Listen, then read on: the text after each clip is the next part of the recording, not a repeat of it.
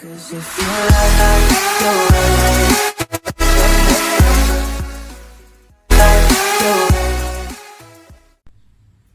मैं अमन रुमान क्लास 2 से।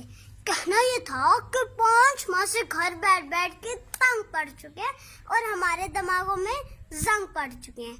आज मैंने सोचा कि मैं यूनिफॉर्म पहनूं और आपसे शेयर करूं वो यादें, वो बातें और मुलाकातें जब सुबह सवेरे उठते थे और नाश्ता वर्जिश करते थे, फिर खर्चा बस्ता लेते थे, स्कूल का रास्ता लेते थे, फिर टीचर प्यारी आती थी, हमको खूब पढ़ाते थे, फिर बड़े ग्राउंड में जाते थे, कुछ खेलते थे, कुछ खाते थे।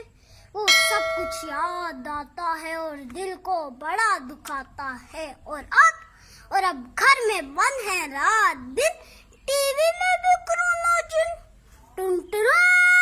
नाजीना 4000 में से 3000 का टेस्ट पॉजिटिव आ गया।